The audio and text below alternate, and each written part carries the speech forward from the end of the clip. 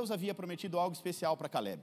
Caleb, a Bíblia diz que ele carregava um espírito diferente. Um espírito diferente porque ele é diferente dos outros. Ele era cheio de fé, ele era cheio de coragem e era um homem muito fiel. Um homem muito fiel aos seus líderes, ali a Josué, a Moisés, um homem muito fiel a Deus. Era um homem que carregava um espírito diferente. Enquanto todos encontravam dificuldade, ele via a solução dos problemas. Então, Deus diz que Caleb carregava um espírito diferente. E pelo fato dele carregar um espírito diferente, Deus declara uma promessa sobre a vida dele. E Caleb, ele acredita na promessa de Deus. Caleb, ele acredita na promessa, ele vence as suas dúvidas, vence os seus medos, ele ajusta a sua postura e acessa a promessa de Deus para a vida dele. Então a gente vê um homem que ajusta a sua postura para a promessa, para que ele possa viver essa promessa. A promessa não aconteceu do dia para a noite. Nós estudamos a semana passada, ele recebe a promessa com 40 anos e essa promessa se cumpre com 85. Ele tinha tudo para murmurar, reclamar, dizer que Deus esqueceu dele, mas não, com 85 anos de idade, ele está dizendo, eu vou subir o monte mais alto, vou vencer o gigante, vou derrubar a cidade fortificada e vou conquistar essa cidade. Deus me prometeu, ele é fiel e ele vai cumprir. Esse ajuste de postura ao qual eu me refiro aqui, não é apenas um ajuste físico. É claro que ajustar a sua postura fisicamente, isso é muito importante, né? Você ter uma postura cristã, isso é muito importante. Mas esse ajuste a qual eu estou falando aqui, ele vai muito além do que simplesmente uma postura física. É um ajuste espiritual.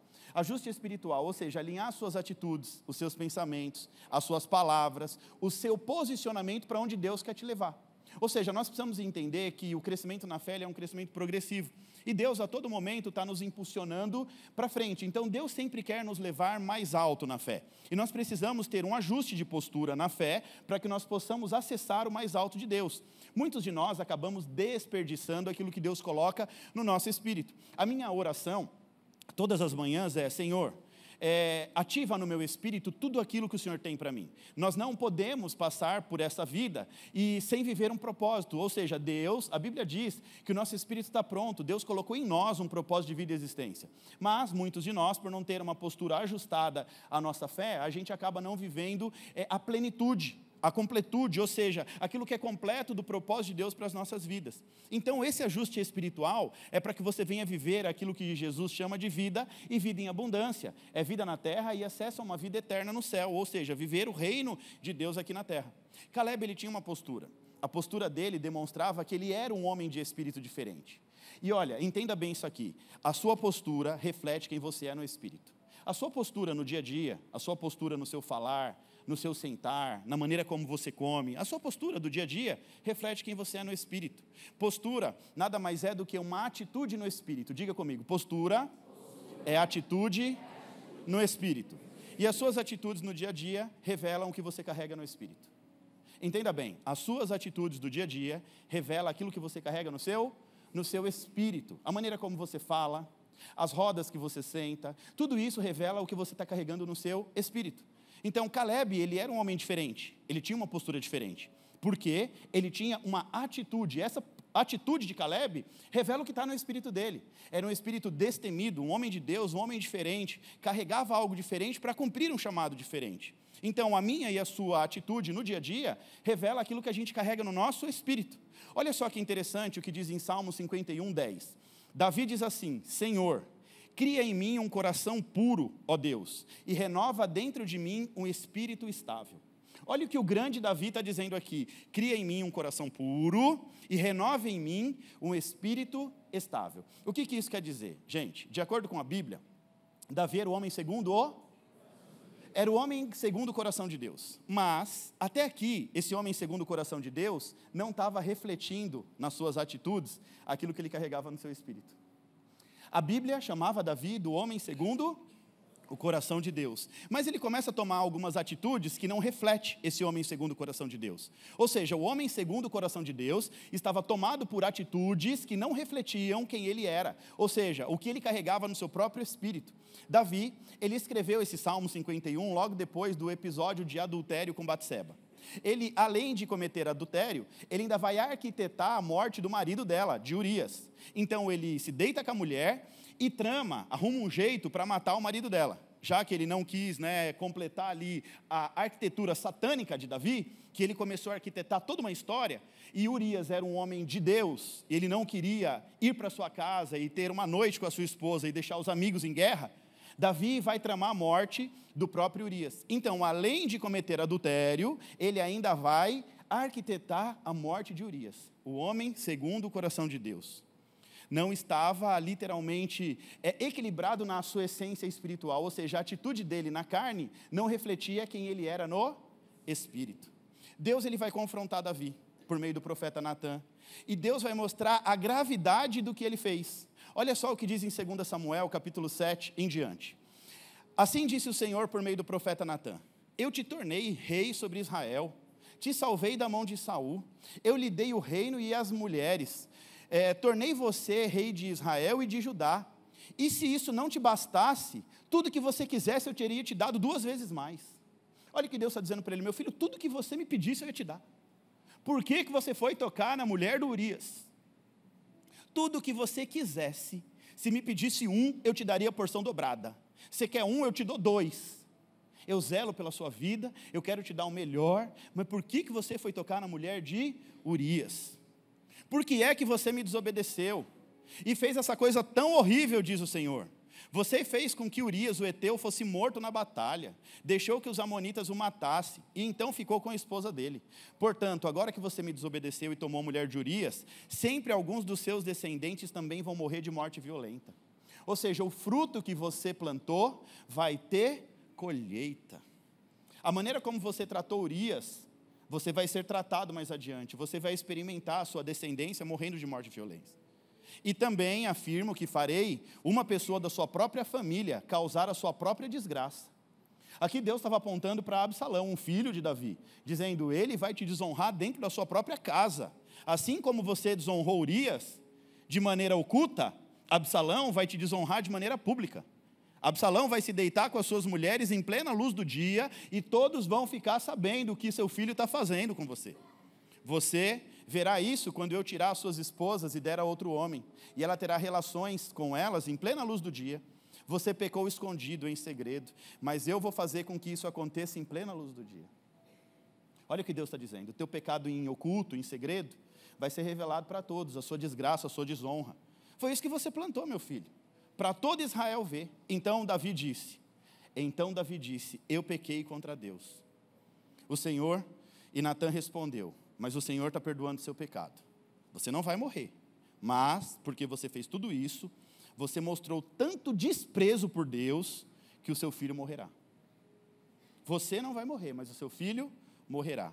E Natã se retirou da presença de Davi. Davi, ele vai reconhecer o pecado dele. Davi, ele vai se arrepender. E aí, olha só que interessante. Ele pede 2 coisas para Deus no Salmo 51. Ele se retira em oração, e ele vai fazer uma oração que vai ser descrita no Salmo 51. E ele diz assim: Deus, me dá um coração puro e um espírito estável. Tomado por arrependimento, ele entendeu que o pecado dele foi grave, a falha dele foi grave, e ele vai fazer uma oração para o Senhor: Senhor, a partir de agora eu quero um coração puro e um espírito estável. O que significa um coração puro? Coração puro significa perfeição de coração, perfeição dos pensamentos, firmeza no propósito, para não ceder mais aos prazeres da carne. Ele fala assim: Senhor, não me deixe mais pensar em pecar, porque eu pensei em pecar, eu pequei, e olha agora o que eu estou colhendo. Davi estava nesse exato momento escrevendo o Salmo 51, e ao mesmo tempo ele estava ali clamando pela vida do filho dele, tentando reverter o decreto de Deus, que não foi possível. Senhor, não toca no menino, toca na minha vida, mas não toca nele. Senhor, não toca nele. Mas Deus já tinha dito, o único homem que conseguiu mudar as intenções de Deus foi Moisés. Esse era um homem que falava face a face com Deus. Davi, ele até tenta interceder pelo filho, mas Deus não cede ali às orações de Davi. E Davi, ele está dizendo assim: me dê um coração puro para eu nem pensar em pecar. Porque agora ele vai reconhecer. Davi era para estar na batalha, guerreando. O que ele estava fazendo? Em casa, descansando. Um homem que não entende o movimento da vida e muitas vezes dá sopa para o azar, né? Como diz o ditado popular, mente vazia é oficina do Satanás. O que Davi fez? Ele achou que a guerra já estava vencida, ele tinha um exército poderoso, e ele fica em casa descansando. Nesse tempo de descanso, ele vai na sacada, olha uma bela mulher e manda chamar ela. Ele não se importou se era uma mulher casada, se não era, e Deus disse, o que você quisesse eu te daria. Por que você foi tocar nessa mulher? Se você me pedisse uma, eu te dava mais duas, meu filho. Mas por que você foi tocar na mulher casada? Por que você arquitetou a morte do marido dela? Agora ele está aqui orando, arrependido e dizendo, Deus, me dá um coração puro. Eu preciso, Senhor, de um coração que não ceda mais ao prazer da carne. Ou seja, como um homem normal, ele reconhece a sua debilidade, ele fala, Senhor, guarda o meu coração agora, porque se o pecado, na verdade, ele é consumado na carne, mas ele começa na mente. Ou seja, o pecado primeiro é aqui, na mente. Aí depois vai para a carne, depois é a consumação. Davi percebe que se ele proteger a mente dele, é por isso que o apóstolo Paulo diz que nós precisamos viver uma verdadeira transformação na nossa maneira de pensar. Então Davi está dizendo aqui agora, olha, se o Senhor conseguir guardar o meu coração, quando a Bíblia fala de coração, aponta para a nossa psique, para a nossa alma, se o Senhor guardar a minha alma, eu não vou pecar. Então Davi agora está pedindo para Deus um coração puro, me ajuda a ter um coração puro, para não ceder mais aos prazeres da minha carne. E aí ele vai pedir um espírito estável. Espírito estável significa que eu permaneça firme mesmo quando for punido pelos meus pecados.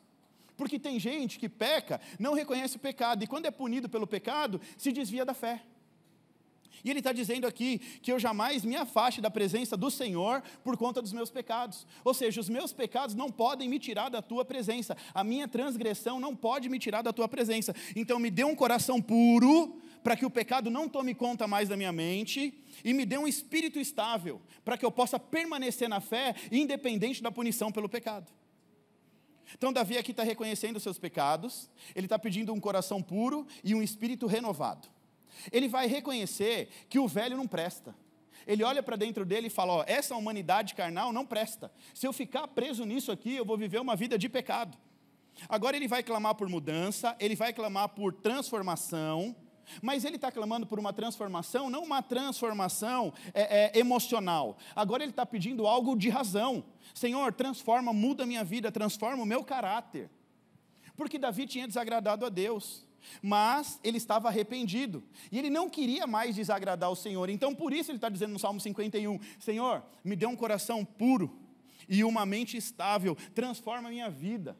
Eu não quero mais pecar, eu não quero mais te desagradar. Ele está literalmente entregando uma oração, dizendo para Deus, eu estou arrependido, eu estou envergonhado, eu não quero mais viver essa vida de pecado, eu não quero mais isso para mim, por favor, me ajuda, me fortalece.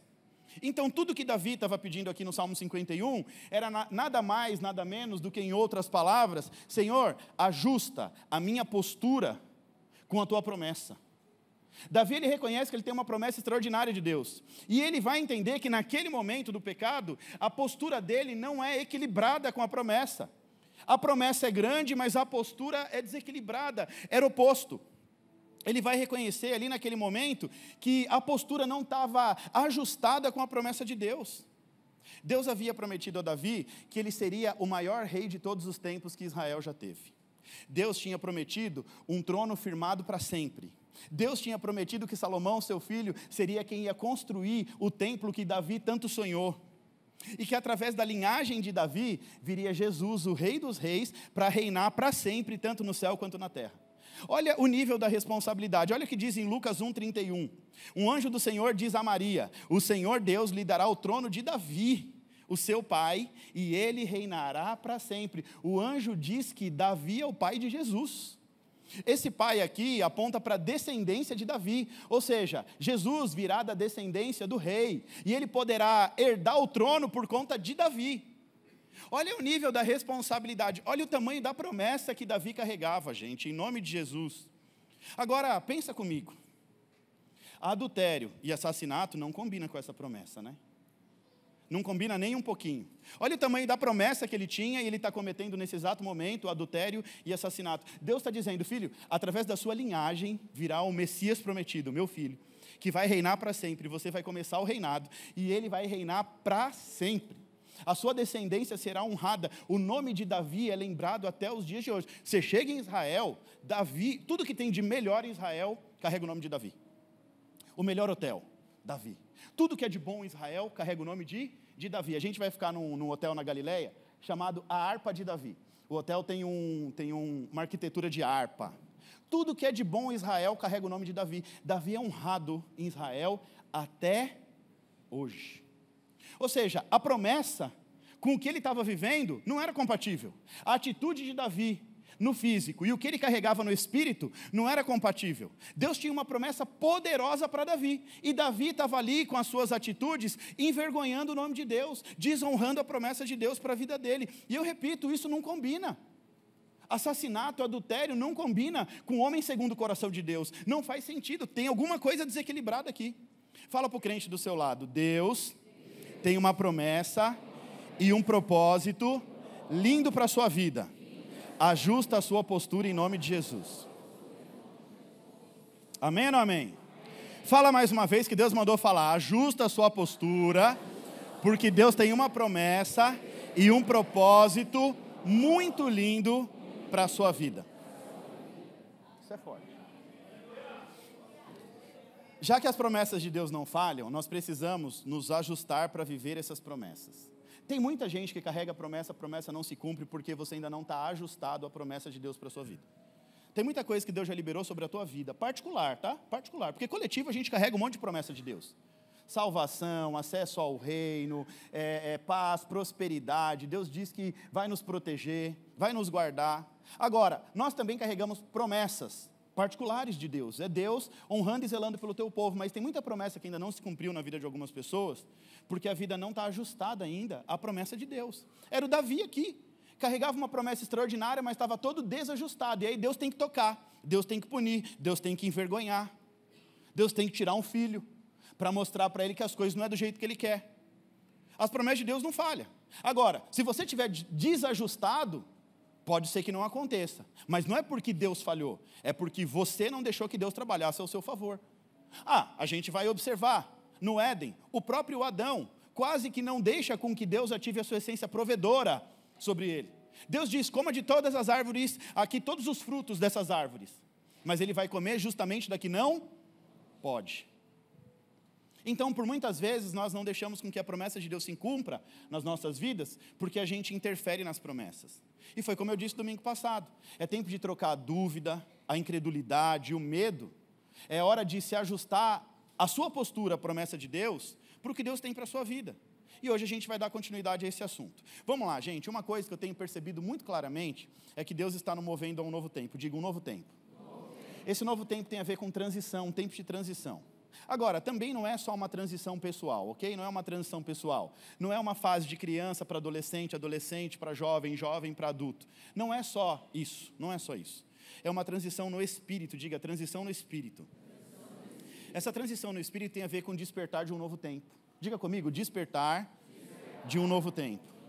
Esse tempo é um momento em que a pessoa passa a enxergar a vida com mais profundidade, buscando propósito.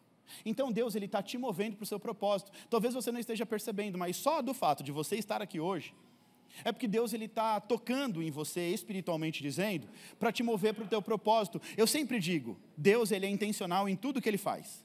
Não existe um por acaso de Deus, coincidência, né? Existe um propósito intencional da parte de Deus. E só o fato de você estar aqui hoje, é um propósito intencional da parte de Deus.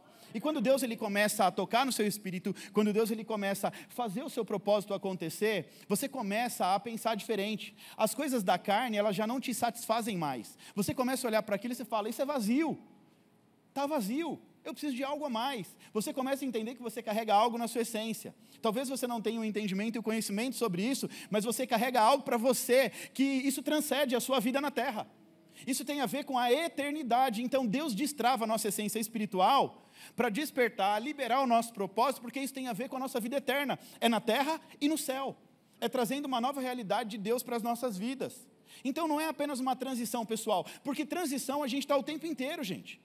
Transicionando na vida profissional, nos estudos, no ministério, como eu disse para você, de fases na vida. A nossa vida é uma eterna transição, a gente vai transicionando o tempo inteiro, de solteiro para casado, e assim vai o tempo inteiro. Mas aqui eu estou me referindo um despertar espiritual. É um tempo onde Deus vai começar a te fazer enxergar a vida com mais profundidade. É Eclesiastes.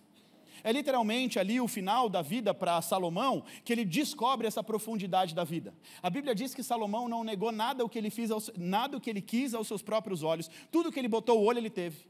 Aí depois ele descobriu que tudo aquilo que ele quis não valeu para nada, porque ele descobre que a vida na terra só tem sentido debaixo de um propósito de existência. Para que eu nasci? Não por que eu nasci. Para que eu nasci nessa terra? Por que você enfrentou tanta luta, tanta dificuldade para chegar até aqui, onde você está hoje? Por que você passou por tanta situação na sua vida? Eu não sei a sua história, mas uma coisa eu sei, cada um carrega uma história. Todos nós que estamos aqui carregamos uma história diferente. Todos têm uma história linda, de dor, de sofrimento, de alegria, mas todos carregamos uma história, desde o primeiro dia da nossa vida até o dia de hoje. Então você sabe no seu oculto, assim como Deus sabe, de cada sofrimento, de cada lágrima, de cada choro, de cada noite que você pediu para que Deus mudasse a sua sorte. Deus, ele escreveu a sua história. Apocalipse diz que Deus já escreveu a sua história no livro da vida, no livro da sua vida. Mas nós temos o livre-arbítrio e podemos reeditar, ou seja, escrever o nosso livro. Mas quando chegar no dia do julgamento final, o que vai acontecer? Os dois livros vão ser abertos. O livro das suas obras e o livro da sua vida. E o livro das suas obras e o livro da sua vida, eles precisam estar em equilíbrio. Aquilo que Deus escreveu acerca de você e aquilo que você fez da tua vida precisa estar em equilíbrio para que você possa governar no céu. Se Deus escreveu algo e você fez outro, você não governa no céu. Você acessa a salvação, mas não tem direito a governar no céu. Herdeiro de Deus e co-herdeiro com Cristo. Então aqui é um chamado à profundidade. Diga comigo, chamado à profundidade. Lembra da visão do profeta Ezequiel sobre um rio que fluiu do templo de Deus? O texto diz assim, Ezequiel 47, um homem foi para o lado leste com uma linha de medir na mão. Enquanto ele ia, mediu 500 metros e levou-me pela água, que batia no tornozelo. Diga, tornozelo. Ele mediu mais 500 metros e levou-me pela água que batia na cintura. Diga, cintura. Mediu mais 500 metros e levou pela água que chegava ao joelho. Diga, joelho. Mediu mais 500 metros, agora um rio que não se pode mais atravessar, porque a água tinha aumentado e era tão profunda que só podia atravessar a nado. Era um rio que não se podia atravessar andando. O que isso está dizendo, gente? Fala comigo, tornozelo, joelho, cintura e profundidade. Isso aqui é a revelação do crescimento na fé. Isso aqui é Deus chamando um homem para o propósito e dizendo, ó como é que as coisas vão acontecer. Primeiro, é água no tornozelo, aí depois eu vou te levar com uma água um pouco mais profunda no joelho, depois vai na cintura e depois você vai nadar. Deixa eu te ensinar isso, gente. Crescimento progressivo. Essa visão aqui ilustra como é a vida espiritual das pessoas. Como que a pessoa pode crescer em profundidade e intimidade com Deus? Ou seja, à medida que nós avançamos na fé e obediência, nós vamos acreditando em Deus e obedecendo, nós estamos crescendo progressivamente na fé. Esse tornozelo aqui representa um início superficial, é o início de todos. Ninguém começa nadando na fé. É claro que no primeiro amor parece que a gente está voando, mas a gente está raso, a gente está cheio de dúvida, está querendo aprender. Esse tornozelo é Deus dizendo sobre um primeiro contato. Sabe a primeira vez que a pessoa chega na igreja? Aí algo toca o coração dela, o Espírito Santo, obviamente, e essa pessoa, ela fala assim, gente, que ambiente legal, que música agradável, que coisa gostosa, nossa, aquele louvor, nossa, na hora que, eu não sei porquê, mas na hora que aquele louvor começou, me deu uma vontade de chorar. Isso aqui é o primeiro contato com Deus, é o início, ainda é superficial. Isso aqui tem a ver com contemplação, diga, contemplação. Sabe quando você vai na praia, depois de um tempo você ir para a praia? E aí você tira ali, você está de bermuda, camiseta, aí você tira o chinelo e pisa na água, e você fica contemplando o mar, olhando as ilhas. É um estado de contemplação, você está ali, sabe, conectado com aquele ambiente, olhando para aquilo, mas ainda é tudo muito superficial, são experiências rasas. É refrigério. O refrigério é bom, mas não é tudo. Precisa avançar. Tem gente que está nesse tornozelo a vida inteira.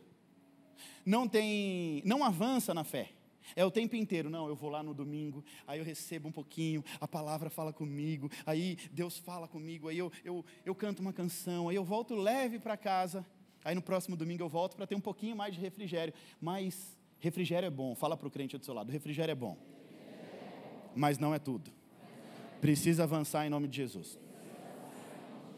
Próximo nível, joelho, diga joelho. O joelho já indica um avanço na caminhada. É mais profundo, agora não é mais só refrigério, mas ainda assim é acessível, ainda assim está num nível raso. Aqui já tem mudança no estilo de vida, no estilo de viver. A pessoa agora começa a modelar um novo estilo. Ela começa a olhar para outras pessoas que frequentam esse ambiente e fala assim, isso aqui não pode mais.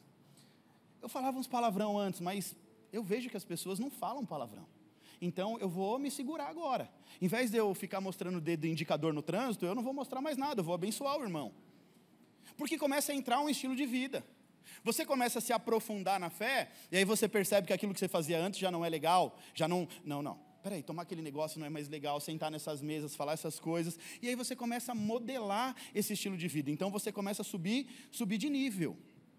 O que no começo era só refrigério, contemplação, agora se torna um estilo de vida. Agora a pessoa contempla, mas ela já entende que aquilo é o estilo que ela quer viver. Ali é a tribo dela, é aquilo que eu quero viver para a minha vida. Aí a água na cintura. A água na cintura é um novo nível, aí já é um comprometimento maior. Aqui já começa a exigir mais entrega e mais confiança. É você se entregando mais, muitas vezes se entregando mais as coisas não estão acontecendo, mas você confia, acreditando que Deus pode fazer todas as coisas, porque nós estamos aprendendo que as promessas de Deus não falham. Aqui já passa do nível do refrigério, aqui já é o estilo de vida, mas agora a coisa está ficando mais séria. É mais ou menos assim, quando você começa um relacionamento. Começa na paquera, nós chamamos de cortejo. Paquera para crente não, cortejo, diga cortejo. Depois do cortejo é o namoro, aí a coisa vai ficando mais séria, não é assim que faz? Aí mais sério é o noivado. Aí depois você mergulha profundo, é casamento. Entendeu? Então olha Deus ensinando aqui para vocês jovens, de maneira didática. Cortejo comigo, cortejo. Não, fala mais uma vez para você lembrar disso. Cortejo. Cortejo não é namoro. Cortejo não pode beijar. Outras coisas, então, nem se fala, né? Não preciso falar mais nada. Amém ou não amém? Amém? Educa o seu filho, ensina eles, viu? Deixa quebrar a cara como você quebrou, não. É assim ou não é? A gente já quebrou a cara, eles não precisam quebrar a cara, não. Bota a regra lá, em nome de Jesus. Amém ou não? Amém. Então, é tudo progressivo. Tem que ir crescendo progressivamente, é fé.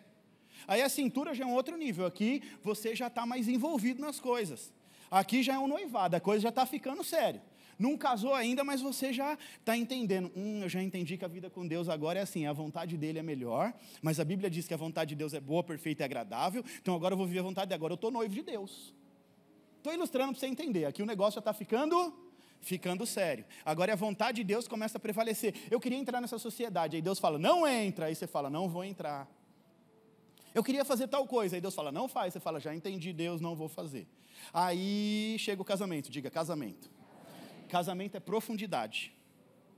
E é nesse momento em que a pessoa passa a enxergar a vida no Espírito com profundidade. Aí essa pessoa já está vivendo o que diz em Mateus 6,33. Priorize, pois, em primeiro lugar o reino de Deus, sua justiça, e todas as outras coisas lhe serão acrescentadas. Eu estou tão profundo no Senhor, eu já percebi que eu já passei por todos esses níveis da superficialidade, eu já passei do nível do estilo de vida, eu já passei do nível do noivado, agora eu já cheguei no casamento com Deus. Agora então, a prioridade chama-se reino de Deus. Minha vida é segundo plano, mas eu deixo a minha vida em segundo plano e Deus coloca aquilo que Ele tem para a minha vida em primeiro plano e faz todos os meus mimos.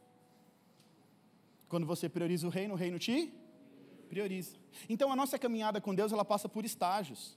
É um crescimento progressivo. Mas sabe o que eu percebo, de verdade? Deus está acelerando o tempo, os dias, a coisa está acontecendo rápido, sim ou não, gente? Percebe uma coisa, coloca uma coisa. A gente está aqui domingo. Daqui para o próximo domingo vai ser um estalar de dedos. Se você vacilar, se você não vigiar, você começa o dia e termina e não fez nem o que era para fazer. Estou mentindo? É assim ou não é? Você tem que acordar cedo e produzir, fazer a coisa acontecer. Se sentar um pouquinho no sofá, perdeu um bocado. Perdeu um bocado de... É assim ou não é? Então, a Bíblia diz que no final dos tempos os dias serão abreviados, ou seja, vai acontecer mais rápido. Então, a gente tem que estar ligado nisso. Eu estou percebendo Deus acelerando o tempo, e parece que tudo isso tem um propósito, e a gente precisa ficar ligado nisso. Deus está acelerando o tempo. Jesus está batendo a porta, Jesus vai voltar, crente. Fala para o crente lá, Jesus vai voltar. Você crê nisso ainda ou não? Você crê nisso ainda ou não, crente? O tempo está acelerado, as coisas estão acontecendo, é Deus acelerando o seu propósito, é por isso que a gente tem que estar alinhado com o tempo e o propósito de Deus para as nossas vidas. Fala para o crente do seu lado, as coisas estão mudando, o tempo está passando rápido, você precisa se ajustar. Não, repete, fala, você precisa se ajustar. Você está entendendo isso em nome de Jesus? Fala, Deus está falando com você, não sou eu não. Se ajusta, crente. Essa mudança toda de Deus é um movimento, diga movimento. E esse movimento de Deus exige uma nova postura. De quem? Nossa, diga minha, quer dizer, minha e sua. Minha e sua, minha e sua. Você precisa estar ajustado para não perder o time das coisas. Você precisa estar agitado, porque, ajustado, não agitado, ajustado. Você não perder o time, porque as coisas estão indo muito rápido. E se você não estiver ajustado, você vai perder o time. Deus te entrega algo, aí você dá uma titubeada, perdeu, próximo da fila, vamos andando, vamos acontecendo. Então vamos, meu filho, se ajusta ao tempo, em nome de Jesus. Não deixa as coisas passar, não. Eu digo que a oportunidade é um cavalo selado que passa uma ou algumas vezes na nossa frente. Você tem que estar ligado, o cavalo passou, não tem ninguém montado nele, ele é teu, meu filho. É oportunidade, não perde a oportunidade em nome de Jesus. A Bíblia diz que Deus está em movimento o tempo todo, Deus não para por um segundo sequer. Agora, muitas vezes a gente está parado, Deus em movimento, olha como a coisa está desequilibrada. Deus se movimentando e você parado esperando a coisa cair do céu. O segredo para as coisas acontecerem na sua vida é você gerar movimento, diga movimento. Às vezes você está desempregado, e aí você fica lá, Deus orou, já fez sua oração? Agora vai agir. Oração, orar e agir. Eu oro e vou atrás de um emprego. Eu oro e vou entregar currículo. Eu oro e vou bater na porta. Você sabe de um irmão da igreja que é empresário? Irmão, estou desempregado, está precisando não? Mas eu tenho vergonha. Então continua lá. Desempregado, parado, esperando as coisas cair do céu. Deus está se movimentando, você está parado esperando as coisas acontecer. Meu filho se movimenta em nome de Jesus, sacode o crente do seu lado e fala, se movimenta, crente. Sabe de uma coisa? Para onde Deus quer te levar, você precisa passar por um processo chamado renovação. Diga, renovação. Para onde Deus quer te levar, você precisa renovar a sua mente. Diga assim, bem alto, eu preciso ser renovado. Eu preciso ser renovado todos os dias por Deus. Todos os dias eu peço, Deus, renova minha mente, meu corpo, meu espírito, renova, Senhor. Renova as suas promessas a cada dia mais. A Bíblia nos ensina acerca do vinho novo e do odre velho. Quem já leu essa passagem bíblica? Quem nunca leu, levanta a mão. Quem não quer participar de nada, não precisa nem levantar a mão. 2 levanta a mão para um lado, 2 para o outro e 400 não fala nada. A Bíblia vai falar o seguinte, gente, Jesus vai usar uma parábola do vinho novo e do odre velho para explicar para nós o processo de renovação, de transição. Essa passagem que eu estou te falando, de uma vida física vazia para uma vida espiritual cheia de Deus. Lucas 5,37 diz assim, não se põe vinho novo em odre velho. Se você fizer isso, os odres vão se arrebentar, o vinho se derrama e os odres se perdem. Se põe vinho novo em odre novo, e ambos se conservam, diga, conservam.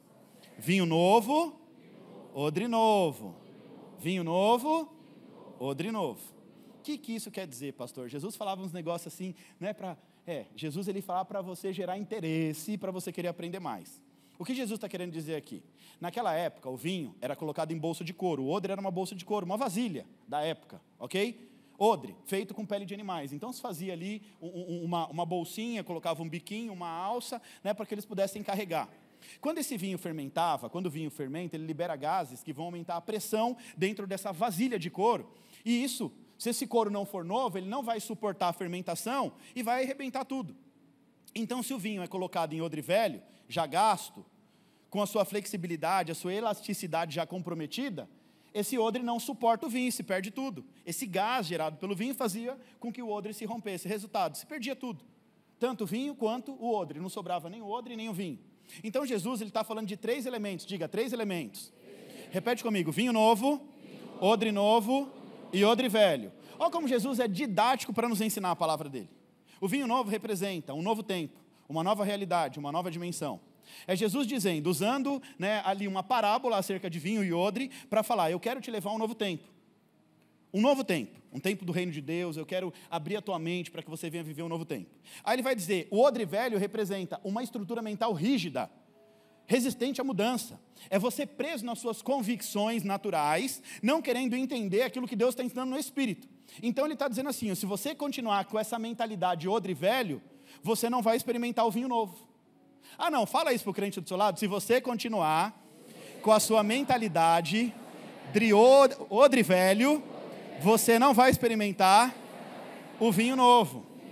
Você é vinho novo, viu? Não vou te chamar de odre velho, você é vinho novo. Odre velho é até feio, né? Vasilha de couro enrugada, velha, sangue de Jesus tem mais poder. Odre velho, uma estrutura mental rígida, resistente a mudanças. E olha só que interessante, é o que Paulo diz em Romanos 12:2. Vamos trazer isso para a linguagem de Jesus. E não vos conformeis com esse mundo, não vos conformeis nesse odre velho, mas transformai-vos pela renovação da sua mente, vinho novo, para que experimente a boa, agradável e perfeita vontade de Deus. Vira por quem seu lado e fala assim: Deus tem vinho novo para você. Quando fala em vinho, é o Espírito Santo, é uma porção nova de Deus para a sua vida, tá? Amém ou não? Amém. Onde eu quero chegar? O vinho novo é a porção do Espírito Santo de Deus, para Deus derramar sobre a sua vida, para o tempo do propósito dele na sua vida. É Deus derramando uma porção do Espírito dele na tua vida, para que você venha viver esse tempo novo. Odre velho, mentalidade rígida, resistente à mudança. E o odre novo é o que, gente? Quem sabe me dizer? Ninguém vai arriscar? Vamos lá, diga assim: odre novo é o meu entendimento para fazer o que Deus quer na minha vida nesse tempo. Deus está falando assim: você precisa renovar a sua maneira de pensar para eu derramar vinho novo em você. Se liberta desse odre velho, construa uma mentalidade de odre novo para eu colocar vinho novo sobre a sua vida. Ou seja, para o tempo novo não dá para chegar lá como odre velho. Ou seja, você precisa de uma nova postura para acessar o novo de Deus para a sua vida. Está claro até aqui em nome de Jesus? É só a introdução da palavra, amém ou não amém? Vamos seguir aqui em nome de Jesus. O que o texto está dizendo? Que você precisa se libertar do velho, dessa mentalidade rígida, para que Deus venha colocar uma porção nova em você. Você precisa aprender a orar. Fala: Senhor, tira de mim tudo que não provém de Ti. Tudo que eu aprendi ao longo da minha vida, se não presta mais para nada, tira, me renova a minha mente. Eu não falei a semana passada que a gente tem que ser diferente? Eu tenho que ser diferente do que eu sou hoje, a cada dia. A minha postura tem que ser melhor, eu preciso melhorar como marido, como pai, como pastor, como tudo na minha vida. Eu preciso melhorar comigo mesmo. Para cada momento da minha vida é uma novidade. A Bíblia diz que Deus, Ele renova. Deus nos dá a oportunidade de um novo dia a cada manhã. Deus nos dá a esperança de um tempo novo. Por que eu vou viver preso numa mentalidade rígida do passado? Por que eu vou viver estacionado numa vida que eu aprendi lá atrás, naquele ciclo de Maria, como eu já ensinei aqui no Clube da Evolução? Aquilo que eu aprendi com meu avô, com meu bisavô, com meu pai, com não sei o quê. Tem coisa boa, eu trago, o que não é bom fica para trás. Do odre velho eu me liberto. Daquilo que não é de Deus eu vou deixando para trás. Esse ambiente vai me moldando.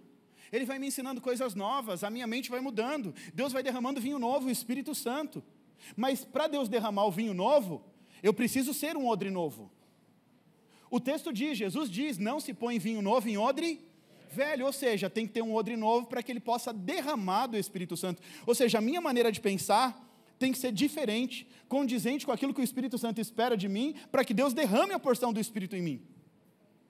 Você está entendendo isso em nome de Jesus?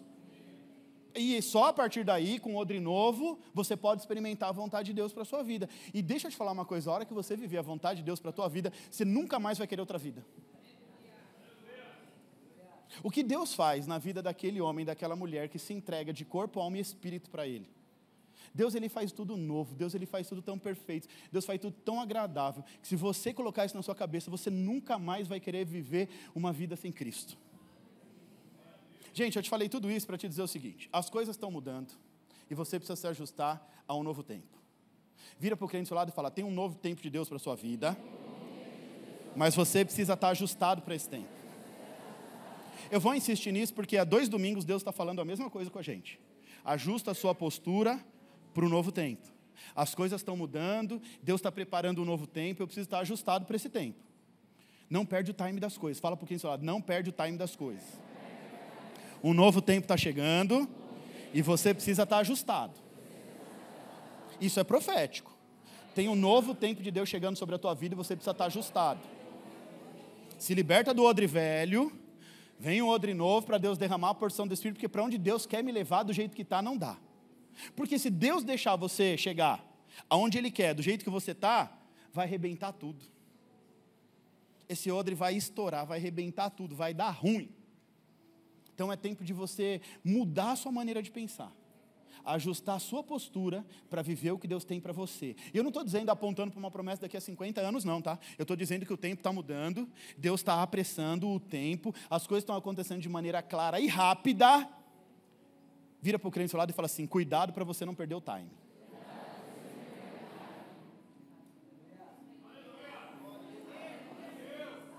Para esse novo tempo, Deus vai exigir uma postura diferente. Diga, postura diferente. Postura diferente. Você vai ter que ter uma postura diferente. Vamos lá, prega para o crente do seu lado. Antes de Deus derramar a porção que Ele quer para a sua vida, você vai ter que se ajustar. Porque o que Deus quer derramar sobre você, se você não tiver ajustado, você não vai conseguir suportar. Se não tiver ajustado, não vai suportar. Vai derramar, vai perder. Mais uma vez, assim, chegou o tempo de algumas transições.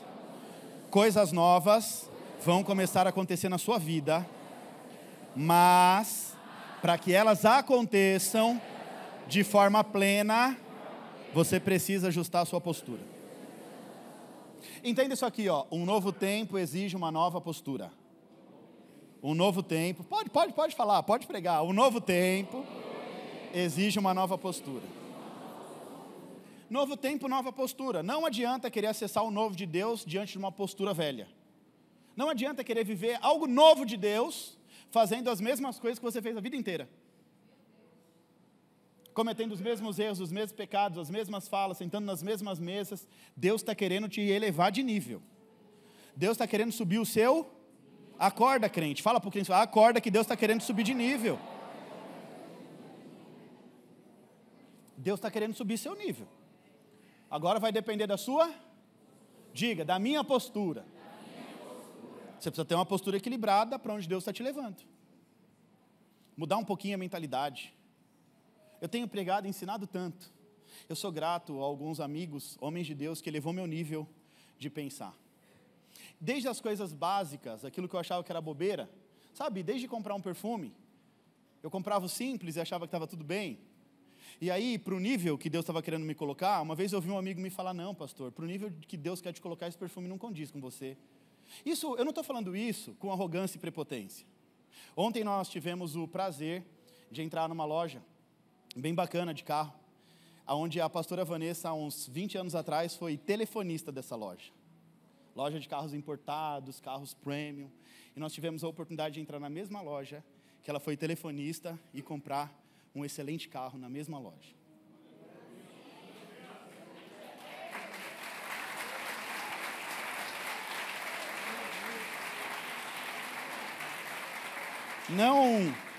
Não desmerecendo o cargo, a profissão, não é nada disso.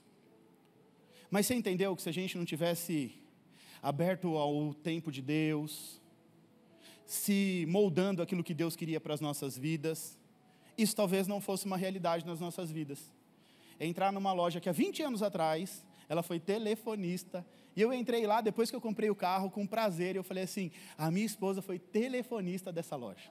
Nem existe mais o cargo, o rapaz levou até na salinha que ela trabalhava. Nem existe mais o cargo de telefonista lá. Você está vendo como Deus faz? Isso é para a sua vida também, crente, em nome de Jesus. Mas é assim, é mudança de mentalidade, é o destravar de uma mente em Cristo. É literalmente viver a prioridade do reino de Deus, porque a partir do momento que a gente prioriza o reino, a gente experimenta a boa, perfeita e agradável vontade de Deus nas nossas vidas. Então tem coisa que só é possível, só vai ser possível, quando você aprender a transicionar. Daqui a pouco eu falo mais sobre isso. Olha só, 3 ajustes vão ser necessários para esse novo tempo na sua vida. Diz para a pessoa do seu lado, um novo tempo está chegando, e 3 ajustes vão ser necessários. Primeiro deles, o ajuste da sua postura de acordo com as suas prioridades. Primeiro ajuste é ajustar a sua postura às suas prioridades. Então a primeira coisa para esse novo tempo, ajuste de postura com a sua prioridade. E deixa eu falar um negócio aqui. Tem muita gente colocando uma força tremenda para viver, porque ainda não entendeu o que é prioridade. Eu vou repetir isso aqui, vai doer em alguns, mas está tudo bem. Tem muita gente colocando uma força tremenda para sobreviver, porque ainda não entendeu o que é prioridade. Mateus 6,33, priorize, pois, em primeiro lugar o reino de Deus e a sua justiça, e todas as outras coisas lhe serão acrescentadas. Se você não aprender a priorizar o reino de Deus, preste bem atenção, se você não aprender a priorizar o reino de Deus, vai ter que colocar ainda mais força, o trabalho vai ficar mais penoso. Sabe por quê? Porque Deus, Ele não leva em consideração o tempo da ignorância, mas a partir do momento que você está sendo instruído na palavra e continua fazendo as mesmas coisas, a tendência é ficar ainda mais penoso.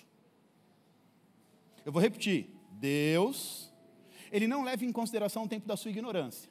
Então, por exemplo, você está pecando, mas não sabe que aquilo é pecado, Deus não leva em consideração.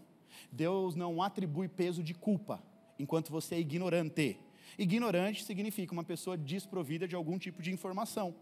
Então, enquanto você não tem acesso à informação, a coisa até flui. A partir do momento que você tem um acesso, mas decide não fazer bom uso desse acesso, aí o negócio começa a ficar sério, estreito, penoso. Por conta do pecado, Adão agora teve que viver uma vida penosa, teve que lutar contra a terra. A terra agora, antes, era tudo de graça, Deus estava dando de mão beijada. Agora, depois do pecado, expulso do Éden, ele vai ter que lutar contra a terra. Agora a terra tem espinhos e abrolhos, ou seja, se torna um trabalho penoso. Plantar e colher, agora é um trabalho que exerce uma tarefa muito pesada. Então, no tempo da ignorância, legal, você está errando, não está entendendo. Agora, você está sendo instruído na palavra. Você está sendo instruído sobre o que é prioridade. E eu vejo tanta gente quebrar a cara, aqui na nossa igreja. Tanta gente que chega e fala, agora minha vida vai, agora, e fica todo empolgado. Aí daqui a pouco, cadê o irmão? Sumiu, porque está tendo que fazer Uber para cobrir a despesa, para não sei o quê. Eu falo, não, meu filho, não faz isso não, prioriza, eu estou te ensinando a priorizar, prioriza, tira pelo menos um culto, e vem para a igreja escutar a palavra, ouvir. Aí a pessoa, o diabo arranca do ambiente da transformação, leva para a rua, aí lá a pessoa fica vivendo debaixo de um trabalho penoso, e aí o mundo espiritual se aproveita disso, porque a partir do momento que você tem acesso à informação, e não faz bom uso dela, aí o diabo deita e rola. Então quando a gente fala de prioridade, eu não estou falando para você largar a sua vida para ficar dentro da igreja, eu estou dizendo que prioridade é você não atribuir valor a nada mais do que a sua vida com Deus. Então, se você tem o seu compromisso como voluntário, chegue cedo, seja zeloso, excelente, faça a obra de Deus acontecer, você tem o seu compromisso com... O que é prioridade? Prioridade é você ter pelo menos um momento do seu dia de oração. Você trabalha 8, 9, 10 horas por dia, dá a sua vida no trabalho, mas quanto tempo de oração você tem para abençoar o seu próprio trabalho? Quanto tempo de comunhão com Deus você tem no seu dia a dia, pelo teu futuro, pela tua vida profissional, né, para aquilo que Deus tem na sua essência? Priorizar o reino de Deus é você sacrificar uma parte do teu dia e entregá-la para Deus. É pagar o preço para vir aprender a palavra, estar no ambiente da palavra, aí você vai subindo de nível, não vai servir mais só ficar sentado ouvindo a palavra, agora você quer participar. Aí você quer evangelizar, você quer participar das coisas da igreja, você quer crescer, você quer se desenvolver. Isso é priorizar. Priorizar não significa, agora eu não posso fazer mais nada, pastor, não posso mais ver um futebol. Pode. O que você não pode é entre o futebol e a igreja, você escolheu o futebol. Entendeu isso? Prioridade é tudo aquilo que bater de frente com as coisas de Deus, você fala, não, as coisas de Deus em primeiro lugar. Fala para o crente que está do seu lado, fala assim, ó, a escolha é sua. Força ou espírito? O que você escolhe? Ó, é assim, ó, se você aprender a priorizar o reino de Deus, as coisas são movimentadas no espírito para a sua vida. Agora, se você não prioriza, você vai ter que colocar mais força, vai ficar mais penoso. Então fica atento, porque o próprio Jesus diz, aquele que tem ouvidos para ouvir, ouça. É Jesus dizendo, meu filho, ó, aquele que sabe interpretar aquilo que está sendo dito, que as interprete. Quem tem ouvidos para ouvir, ouça. Força ou espírito? O que você prefere? Fala para o irmão que está do seu lado, o que você prefere? Viver uma vida pela força do seu braço, ou viver uma vida plena pelo Espírito?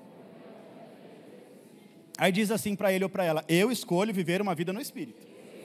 E se eu fosse você, eu escolheria o mesmo. A escolha mais inteligente é priorizar o reino de Deus.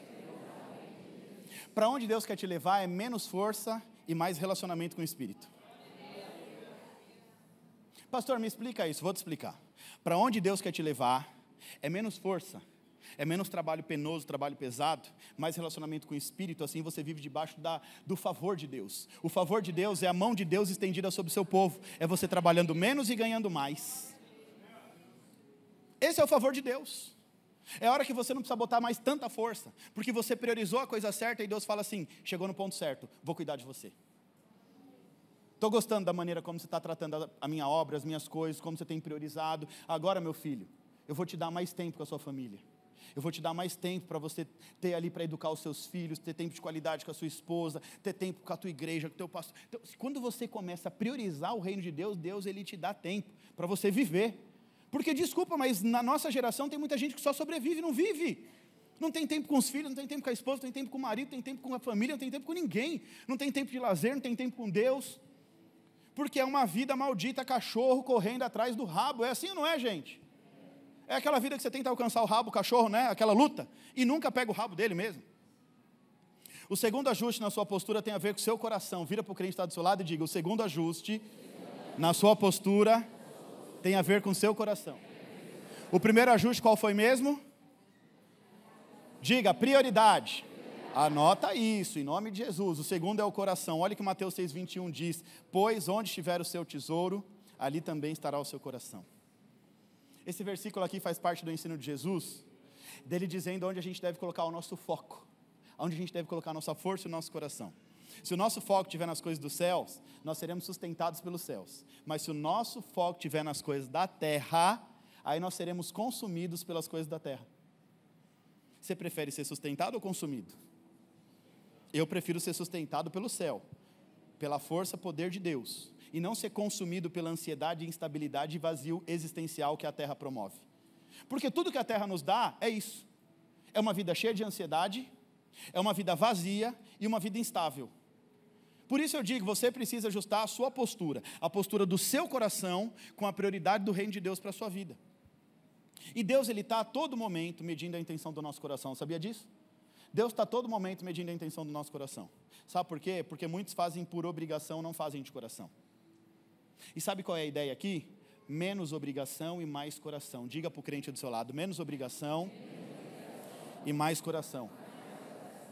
Tudo que Deus quer para as coisas na sua vida acontecer é que você entregue seu coração para Ele. A hora que você colocar o seu coração nas coisas de Deus, você vai ver o quanto esse trabalho da sua vida vai se tornar mais leve. Mateus 15:8 diz, esse povo me honra com os seus lábios, mas o coração está longe de mim. É Deus vendo um ajuntamento de fariseus, falando em nome de Deus, honrando a Deus, da boca para fora, mas o coração, meu filho. E aí Deus, Ele é especialista em medir a intenção do nosso coração. Então se a gente faz para o pastor ver, se a gente faz para aparecer, ou faz porque é obrigado, isso nunca vai agradar o coração de Deus. Terceiro ajuste na sua postura tem a ver com a sua confiança. Diga, confiança. Tem muita gente vivendo uma vida limitada porque trabalha em cima da sua ansiedade. Trabalha em cima dos seus desejos carnais do dia a dia. Ansiedade do dia a dia. Ainda não aprendeu a trabalhar em cima da sua confiança em Deus. Fala para a pessoa que está do seu lado, troca a ansiedade pela confiança. Sabe qual é a ansiedade? A conta de amanhã, eu tenho que pagar uma conta, amanhã tem não sei o que para resolver, tem não sei o que. Troca a ansiedade pela confiança. Senhor, olha, eu sei que eu tenho essa conta. É assim, gente, eu não estou falando para você ficar na sua casa descansando, entendeu? Confiança é descanso. Não é para você ficar dormindo o dia inteiro e achar que as coisas vão acontecer. É você fazer a sua parte e confiar no Senhor. Faça a sua parte. Eu sempre falo aqui, gente, chega no final do dia, presta conta você com você mesmo. Chega na hora que você vai deitar ali na sua cama, aí é você e Deus, e aí você olha para dentro de você e fala assim, e aí, o que você fez hoje? Vai nos levar a um futuro de paz e prosperidade? Ou a gente vai ficar na mesmice por mais alguns anos? Eu tive uma experiência na minha vida, com 17 anos eu entrei naquela fasezinha da rebeldia. A mãe falava e eu não queria muito fazer o que minha mãe falava, sabe? Minha mãe apostava uma ficha muito grande em mim e falava, meu filho, vai estudar, eu pago sua faculdade. Mãe, estudar para quê? Terminei o 2º grau, quero mais nada. Aí ficava ali, sentado com os amigos, ia trabalhar, trabalhava meio período, ia para a academia, voltava e ficava sentado na calçada conversando com meia dúzia de amigos. Até meia-noite, 1h da manhã. Aí ia dormir, acordava cedo no outro dia, aquela vida medíocre, e acha que está abafando. Esse era eu, 17, 18, 19, 20, até perto dos 20. Aí eu comecei a ficar um pouco mais maduro, com 21 conheci a Vanessa, a gente começou a namorar, noivou, casou, tal. A conta fechou. Porque quando eu casei, 24 anos, eu não tinha condição, a vida não estava preparada ainda para um casamento. Ali eu tive que lembrar das palavras da minha mãe quando eu tinha 17, vai estudar, meu filho. Aí agora vou eu estudar, casado, já pai de uma menina. Aí ali eu vou sentir na pele o que é não ouvir o conselho de pai e mãe. A Bíblia diz, né, quem honra pai e mãe tem vida longa. Um princípio e uma promessa. Aí eu fico aquele tempo lá, sentado na cama. Se eu pudesse voltar no tempo. Mas eu pegava aquele menino pela orelha e falava, vai para dentro de casa, miserável. Pega um livro, vai estudar. Você está acabando com a gente. A verdade é que você vai prestar conta com você mesmo amanhã. O que você faz hoje, nada mais é do que plantar para o seu próprio futuro. Então, por isso que eu falo, gente, presta conta dia a dia com você. Você não precisa de patrão para prestar conta, é você e você. Como é que está a minha vida hoje? Estou fazendo o que tem que ser feito? Deus tem se agradado de mim? Amanhã eu vou colher os frutos da minha vida? O que eu vou colher amanhã? Porque nós estamos na era da semeadura. Aquilo que eu planto é o que eu colho. Contando a minha própria história, eu fiquei 2, 3 anos da minha vida plantando conversa fiada. Colhi o quê? Sei lá o que eu colhi. Só que eu sei que eu colhi muita luta. Ali foi luta. Saía da faculdade, queria comer um lanche, com fome. Não tinha dinheiro. Tinha que chegar em casa para comer. Queria ver a cara da Giovana, bebezinha. Era uma vez ou outra que eu ligava para a Vanessa e falava, segura a menina acordada para eu poder ver ela, porque eu passava a semana inteira sem ver as meninas. Acordava cedo, bem cedo, 5 e pouca da manhã, ia dormir meia-noite, chegava em casa, a Vanessa dormindo, a Giovana dormindo. Tudo que me sobrava, e glória a Deus por isso, porque isso é cuidado de Deus, eram R$2 para comer um churros no final da aula, mas com alegria no coração, porque tinha os R$2 para comer um churros ali, para dar uma enganada no estômago até chegar em casa para jantar. Era uma vida limitada, não faltava nada, tinha provisão de Deus, mas até ali eu não tinha experimentado do favor de Deus. Mas a culpa não foi de Deus, não é que Deus não me amava, é que eu não tinha entendimento, eu não tive acesso a ambientes como esse, para moldar a minha mentalidade, para eu aprender a plantar e colher no tempo certo. Porque tudo acontece no tempo determinado. Eclesiastes diz, todas as coisas têm um tempo determinado. Ou seja, plantei nada com nada, colhi nada. Não plantei, não colhi. Então, não adianta reclamar. É terminar essa safra de colheita ruim, mas antes de terminar essa, começa agora a mudar a sua semente, começa a plantar coisa que presta. Começa a plantar coisa boa. Para de enganar você mesmo. Porque tem muita gente que acha que está enganando a Deus ou enganando o outro. Para de enganar você mesmo. Quando você, que é funcionário, fica roubando o tempo do seu patrão, você está enganando a si mesmo. Você não está enganando o seu patrão. Você está enganando a si mesmo. Muda a mentalidade. Sai dessa mentalidade medíocre, multidão, e sobe de nível. Sobe para um próximo nível. Você está entendendo isso em nome de Jesus? A gente precisa mudar a nossa postura para viver a promessa de Deus. Agora, se me manter do mesmo jeito, não vou acessar aquilo que Deus tem para a minha vida. E quanto mais a gente cresce, mais responsabilidade, mais tem cobrança. Então eu preciso me tornar cada dia melhor. E você também. É ajuste de postura. Você percebe que a vida, ela vai prestar conta você com você mesmo, você com Deus. O tempo inteiro está prestando conta da sua própria vida. Então você precisa ajustar a sua postura agora, para viver o melhor de Deus. E eu vou te repetir o que eu disse. Gente, o tempo está passando num piscar de olhos. Se você perder tempo aí dormindo no ponto, você vai ver muitas pessoas rompendo, crescendo, desenvolvendo. E por que não acontece na minha vida? Porque você não se posiciona. Amém ou não amém? Amém. Dá um glória a Deus aí, vocês estão me deixando tenso. Vocês ficam quietos aí, parece que a pregação está ruim, gente. A essência de Deus é provedora. A essência de Deus é prover os seus filhos. Mas a gente só pode experimentar da provisão de Deus quando a gente aprender a confiar no Senhor. Fala para a pessoa que está do seu lado, você só vai experimentar da essência provedora de Deus quando você aprender a confiar nele. Mais uma vez eu repito, confiar quer descansar, não é você ficar sem fazer nada. Descansar no Senhor significa confiança, elevar o seu nível de confiança, sair de emuna, fé básica, e entrar em bitarrom, confiança plena no Senhor. Eu fiz a minha parte, mas hoje o dia, eu fiz a minha parte, amanhã eu vou continuar fazendo, lançando a minha semente, e eu vou confiar que Deus vai mudar a minha sorte. A confiança, ela produz muito mais do que o trabalho da ansiedade, viu? Muitas vezes você está ansioso achando que vai produzir alguma coisa, na ansiedade você não produz nada, é na confiança que você produz. A Bíblia diz em Salmo 23, o Senhor é o meu pastor e nada me faltará. Ele me fará repousar em pastos verdejantes. Aqui é uma expressão de confiança na proteção e provisão de Deus sobre a vida dos seus filhos. Esse salmo aqui ele vai retratar a ideia de Deus como um pastor que cuida, provê, zela pelo seu povo. Eu canso de dizer que não tem a ver com trabalhar muito, tem a ver com trabalhar certo. Não é o trabalhar muito ou pouco que vai te levar ao sucesso, é o trabalhar certo, debaixo da prioridade certa. Salmo 127 diz assim, aqueles que confiam no Senhor são supridos por Deus enquanto dormem. Em outras traduções diz, aqueles que confiam no Senhor são supridos por Deus enquanto descansam. Esse descanso é redundante na confiança. Se eu confio, na minha confiança, Deus me supre. Ou seja, enquanto eu estou dormindo, Deus está suprindo as minhas necessidades. Enquanto eu estou descansando no Senhor, dizendo, Senhor, eu fiz a minha parte, agora eu descanso. Porque tem gente que não consegue tirar uma boa noite de sono, tão ansioso com o dia de amanhã. E dessa maneira, você vai se manter preso na sua ansiedade. E não vai ter produção, porque o trabalho da ansiedade não deixa revelar a confiança que você tem em Deus.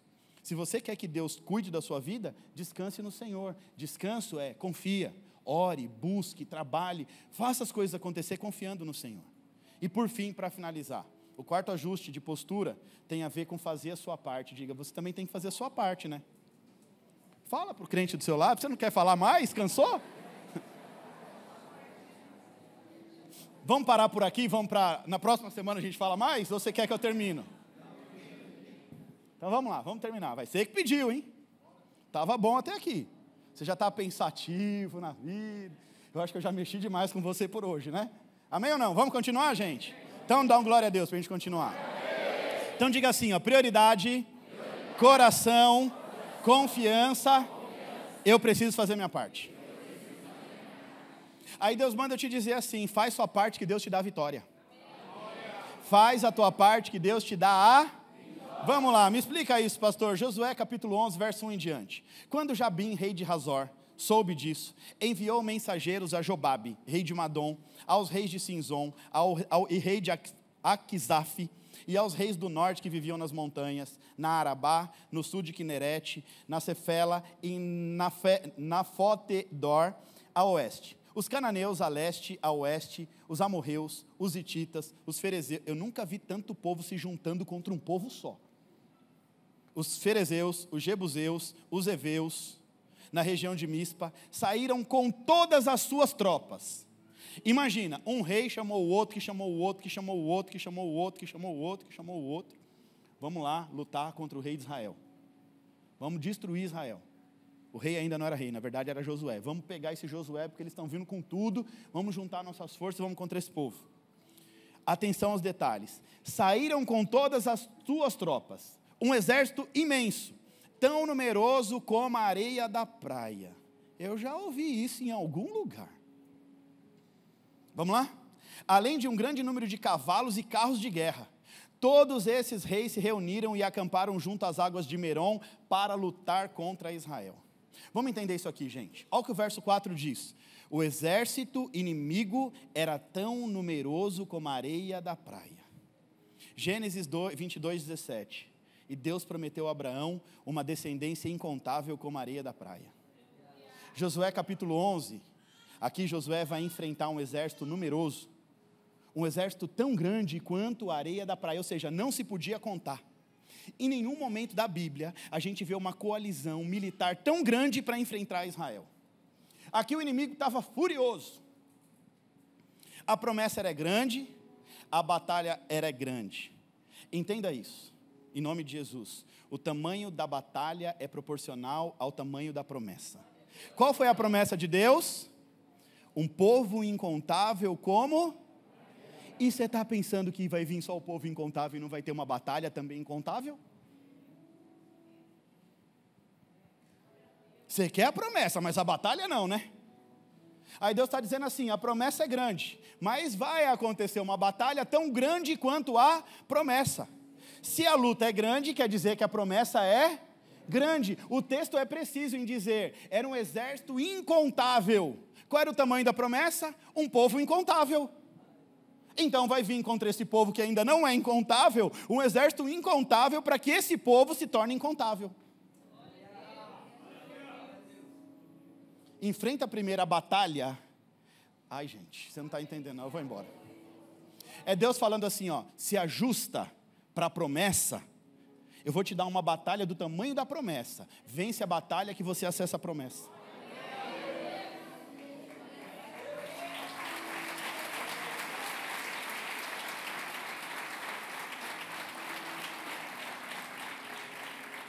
Que é a promessa? Uma nação incontável como a areia do mar. Então enfrenta uma batalha, um exército incontável como a areia do mar. Vence esse exército que aí você... E essa aqui foi uma das últimas batalhas. Até ali era uma cidade, um povo, uma cidade, um povo. Eles percebem um povo de Deus avançando e eles vão se juntar. Agora é um exército numeroso se juntando contra Josué. E a mensagem aqui é clara, é Deus dizendo, agora vocês vão enfrentar uma batalha, viu? Vocês estavam enfrentando pequenas batalhas. Agora vai vir uma batalha do tamanho da promessa. Quer viver a promessa? Vence essa batalha em nome de Jesus. É mais ou menos assim, ó. A luta é grande, mas a promessa é compatível com a luta que você está tendo no dia a dia. Pastor, eu não aguento mais. Aguenta mais um pouquinho, porque Deus manda eu te dizer. A luta é grande, mas a promessa é do tamanho ou maior do que essa luta que você está enfrentando em nome de Jesus. Em nome de Jesus. O texto continua, deixa eu acelerar aqui porque o tempo não para. E o Senhor disse a Josué, não tenha medo deles. Está vindo um exército incontável, com um poderio bélico e militar, carros e cavalos e aquela coisa toda.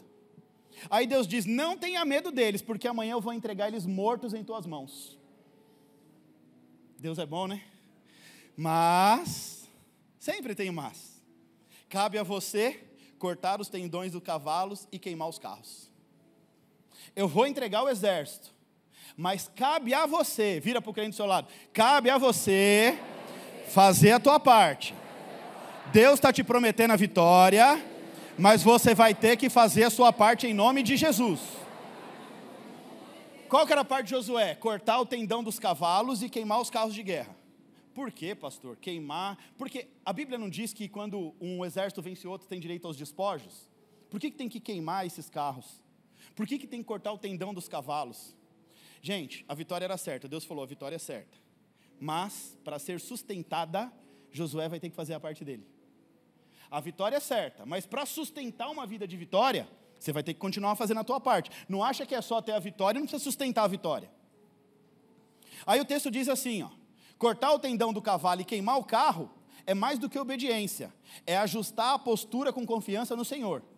Então, mais do que obedecer a minha ordem, é ajustar a sua postura em confiança para a promessa. Se eles ficam com os despojos da vitória da guerra, eles poderiam se orgulhar. Agora, nós temos carros e cavalos de guerra, estamos fortes a ponto de não precisar mais de Deus.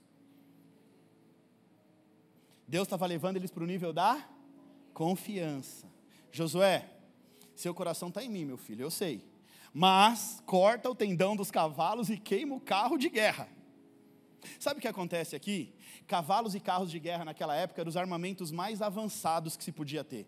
Era equivalente hoje a aviões de combate, a tanque de guerra. Era o que tinha de melhor de combate. Era cavalo e carro de guerra. Não tinha outra coisa. O que tinha de melhor naquela época para combate militar era o que Deus mandou ele desfazer. Você vai vencer uma batalha, vai vir muitos carros. Ó, você vai ganhar aí um monte de avião de combate. Você vai ter um monte de tanque de guerra. Destrói tudo, você não precisa disso. Era mais ou menos assim, Josué, Você não precisa disso tudo.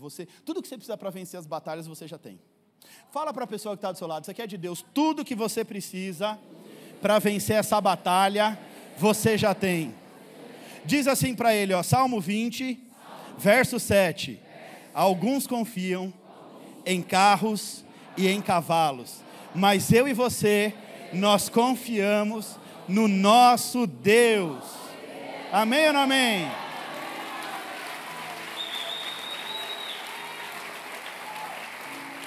Aleluia! Muitos confiam em carros e cavalos, mas nós confiamos no nosso Deus. Enquanto o exército inimigo confiava no carro e no cavalo, não, nós vamos vencer essa batalha. Aí Deus diz, eu vou dar a vitória. Corta o tendão do cavalo e queima os carros. Sabe o que é interessante? Josué, ele não ia para uma batalha sem antes consultar o Senhor. Isso é prioridade, diga prioridade. Antes de entrar em qualquer batalha na sua vida, prioriza, consulta o Senhor, prioridade. Antes de fazer qualquer coisa, de tomar qualquer decisão, qualquer contrato que você vai assinar, Deus, e aí? O senhor está de acordo? Isso é prioridade. Prioridade é uma postura ajustada para onde Deus quer te levar.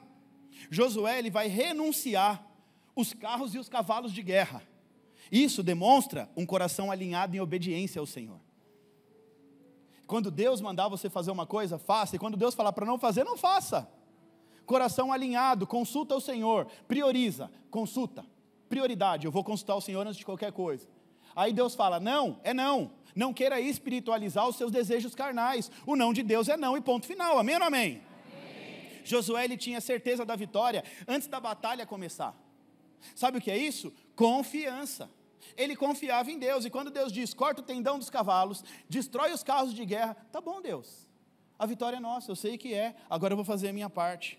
Agora fala para o crente do seu lado, ajusta a sua postura, faz a sua parte, prioriza, coloca o coração, e confia, porque Deus vai te dar vitória. Confia, porque Deus vai te dar vitória, em nome de